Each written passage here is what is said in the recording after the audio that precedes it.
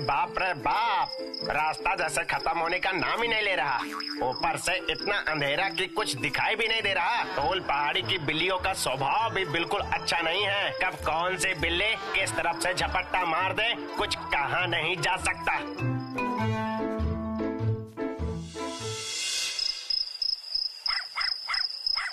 चलो मिट्ठू जाओ, अब जाके सो जाओ, कितनी रात हो गई है देखो। जा रहा हूँ बाबा, जा रहा हूँ। ऐसे गुस्सा क्यों करती हो? मेरे जाने के बाद तो तुम शेरू के साथ दुनिया भर की गपशप करोगी, जैसे मुझे कुछ पता ही नहीं है। हर वक्त इतना झगड़ा क्यों करते रहते हो तुम? ये क्या, कौन इस तरह से आंखों में टॉर्च की रोशनी मार रहा है? देखना तो जरा। यही तो काम है ना मेरा, देखता हूँ, रुको। भला इतनी रात में कौन आया होगा शेरू? ये तो सच में चिंता की बात है।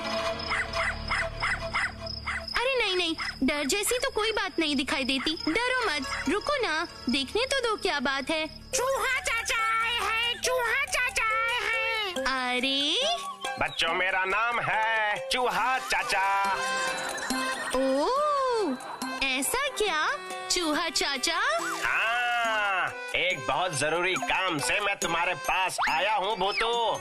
तुम्हारी बात मैंने शंभू तंबू से बहुत सुनी है। तुमने तो उनकी एक बहुत बड़ी समस्या भी हल करी थी, याद है? आपकी तकलीफ क्या है बताइए तो चूहा चाचा। मेरे प्यारे चिंकी पिंकी कहीं खो गए हैं। वो मुझे मिल नहीं रहे। एक हफ्ता हो गया पर उनकी कोई खबर नहीं मिल रही। मेरे दोनों बच्चे पता नहीं कितनी दूर चले गए हैं कि अभी तक वापस नहीं आए।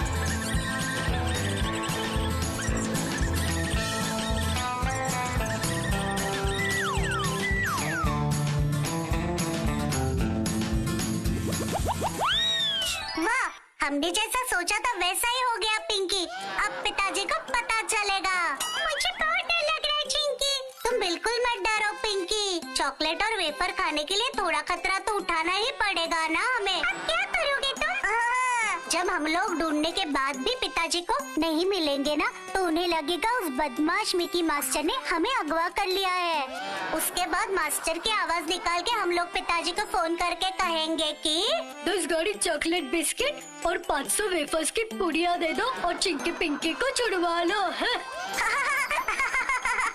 चिंकी बढ़िया योजना है। चलो चलो, यहाँ पर ज्यादा देर रुकना हमारे लिए ठीक नहीं होगा। नदी के पास वाले जंगल में चल के छुप जाते हैं। हाँ चलो। अरे बाप रे, बहुत गलत हुआ। बहुत बुरा हुआ, बहुत बुरा हुआ। भूतू, मेरी मदद करो, उन्हें ढूंढने में मेरी मदद करो। यहाँ तक कि पुलिस भी अब तक कुछ नहीं कर पा रही है, तभी तो मैं तुम्हारे पास आया हूँ भूतू। मैं सच में आपकी तकलीफ को पूरी तरह समझ सकती हूँ, इसलिए मैं कोशिश करूँगी उन्हें ढूंढ निकालने की। बहुत बहुत शुक्रिया, बहुत बहुत शुक्रिया। तो फिर तुम कल ही चली आओ हमारे प्यारे चूहों के शहर में।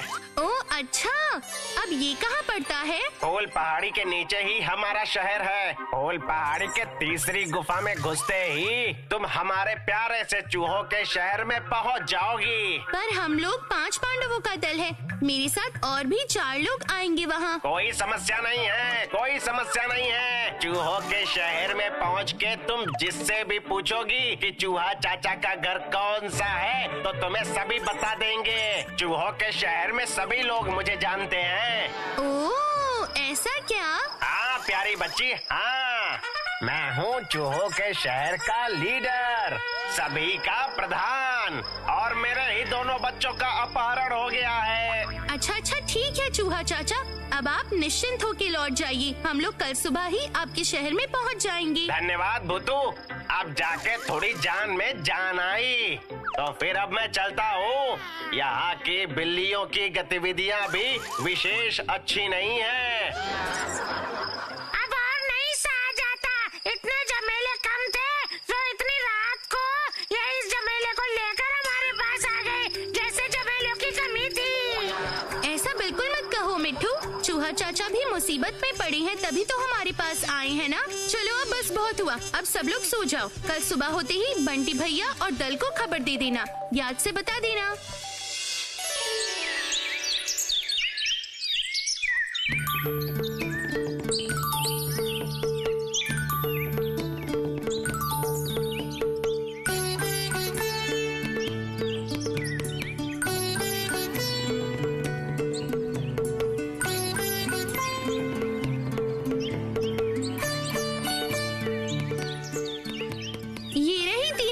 गुफा।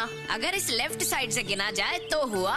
नहीं, चूहा चाचा ने इसी गुफा के बारे में बताया होगा। यही होगी 3 नंबर गुफा। तुम कैसे समझ गई मुन्नी? बहुत ही आसान है। हम लोग तो हमेशा बाएं से दाएं की तरफ ही लिखते हैं। लिखने को कहा जाए तो सोच के देखो किस तरफ से लिखना शुरू करोगे तो। मुन्नी एकदम ठीक कह रही है। यहीं से उस शहर में जा सकते हैं। तो फिर चलो बंटी भैया अब अंदर जाते हैं। भूतुरे, मैं कहता हूँ एक बार सोच लो, ऐसी अनजान जगह जाओगी क्या तुम? चुप कर, मुंह बंद कर गोलू। चलो भूतू, हम तैयार हैं। 5 पांडव का दल किसी भी चीज से नहीं डरता, समझ गए? चलो सब लोग।